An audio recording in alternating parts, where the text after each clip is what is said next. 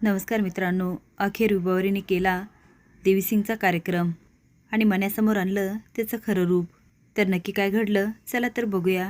देवीसिंग विभावरीला समजावण्याचा खूप प्रयत्न करतो. विभावरी आता तयार होते की 3 महिन्यासाठी कुणाशी तरी लग्न करायचं, मग तो मरणार, मग ती महाराजांशी लग्न करणार. देवीसिंग म्हणतो, विभा आता तू घरी जा. ती मानाल होते आणि निघून जाते. लाली म्हणते, ही अजून इथंच, म्हणजे ही यांच्या रूममध्ये होती तर, म्हणजे डिंपल तिला घेऊन यांच्या रूममध्ये गेली होती तर, हिचं नक्की काय चाललं ते मी शोधून काढणारच. विभावरी घरी जाते आणि तिला सारखं देवीसिंगचं बोलणं आठवतं. 3 महिन्यासाठी लग्न कर, तो मेला की मी तुझ्याशी लग्न करतो, कारण तुझ्या पत्रिकेत मंगळ आहे. मी जर आता तुझ्याशी लग्न केलं तर मीच मरून जाईल. त्यामुळे भामटी विभावरी आता दुसऱ्याचा जीव घ्यायला तयार होती. पण तिची बेचैनी काय थांबत नाही. ती आता देवीसिंगला भेटायला पुन्हा आश्रमात येते. ती आता बघते तर बाबा बाहेर उभा असतो. देवीसिंग विचार करत असतो, आता ही विभावरीचं काहीतरी करावं लागणार. ही बऱ्या बोलाने लग्नाला तयार झाली तर ठीक आहे, नाहीतर एक गोळी आणि कायमचा आराम.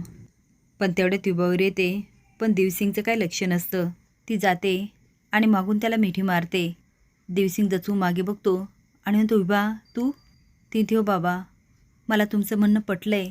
मी 3 महिन्यासाठी करते दुसऱ्याशी लग्न. आता आपल्यावरचं संकट टळलं म्हणून देवीसिंग तिला मिठी मारतो. तेवढ्यात मने येतो. विभाला बाबांच्या मिठीत बघून तो शॉकून बघत असतो. तर बाबा विभावरीच्या डोक्यामध्ये थापटत असतात. तो बघून एवढा हादरून जातो आणि म्हणतो, बाबा. आता दोघेही घाबरतात आणि विभा पटकन बाजूला होते. जेव्हा तेजू जामकरला म्हणते, ह्या बाबांचा बुरखाना टराटर फाडला पाहिजे. जामकर म्हणतात, कोणी? ते आता बघायला लागते. ते म्हणतात, कोणी फाडला पाहिजे. आता मात्र तेजूला काय बोलावं तेच कळत नाही. जामकर म्हणतात, हेच प्रत्येकाला वाटतं, बाबांचा बुरखा टराटरा फाडला पाहिजे, पण फाडायला कोणी तयारच होत नाही. माझ्या पोलीस टीममध्ये काम करशील का?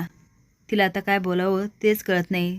जामकर म्हणतात, एका भोंदू बाबाचा बुरखा फाडायचा आहे, तुला अंडर कवर पोलीस म्हणून काम करायचं आहे. आता मात्र घाबरून तेजू जामकरकडे बघत असते. जामकर म्हणतात, अजिबात घाबरू नकोस. तेजू म्हणते, पण मला काय काम करायचे? जामकर म्हणतात, भोंदू बाबाच्या आश्रमात जायचं, त्याचा विश्वास मिळवायचा, त्याच्याजवळ जायचं आणि त्याच्या आश्रमात काय काय चाललं हे सगळं शोधून काढायचं.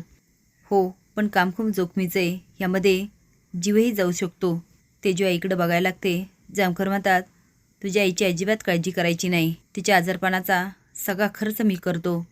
त्यांना उद्यापासून ट्रीटमेंट चालू होईल आणि त्यांच्या देखभालीसाठी कायम एकजण हजर असेल. तेजू म्हणते, साहेब मी तयार आहे. माझ्या आईसाठी मी काही करू शकते. जामकर म्हणतात, ठीक आहे मग. आमचा एक हवालदार असाच आश्रमात गेला आणि त्याचा अजून काहीच पत्ता नाही. मी त्याला शोधण्याचा खूप प्रयत्न केला आणि शांत होतात. पण तेजू म्हणते, साहेब मला माझ्या जीवाची अजिबात पर्वा नाही. मला पहिल्याच देशासाठी काहीतरी करायचे आणि त्यासाठी मी पोलिसात जाणार. मी परीक्षा दिली आहे, माझी पोस्टिंग कधी होऊ शकते. जामकर म्हणतात, व्हेरी गुड. तसं झालं तर अतिशय उत्तम. आता हेच तुझं ट्रेनिंग असं समज आणि यामध्ये तू उत्तम काम केलं तर मी तुझी शिफारस करेल. म्हणतो, बाबा अहो हे काय? देवीसिंग म्हणतो, तू इथे? त्याला आता काय बोलावं तेच कळत नाही. विभावरीकडे बघतो. तिचा चेहरा मात्र संशयित वाटत असतो. इकडे आप्पा एकामागून एक पाण्याच्या बादल्या अंगावर घेतात आणि स्वतःचं पाप धुवायचा प्रयत्न करतात. त्यांना आठवतं सारखं ते दृश्य. पण नंतर हे पण आठवतं, देवीसिंग बोललेला असतो, वाड्याच्या जागेवर 3 मजली इमारत होईल, दारामध्ये मोठी गाडी आणि दिमतीला ड्रायव्हर असेल. त्यामुळे आप्पा पुन्हा आता तरतरीत होतो. तुम्हाला काय वाटतं, आता देवीसिंग विभाचं लग्न माण्याशी लावून देईल का? हे कमेंट बॉक्समध्ये नक्की सांगा. नवीन अपडेट जाण्यासाठी लाईक आणि सबस्क्राईब करा. धन्यवाद.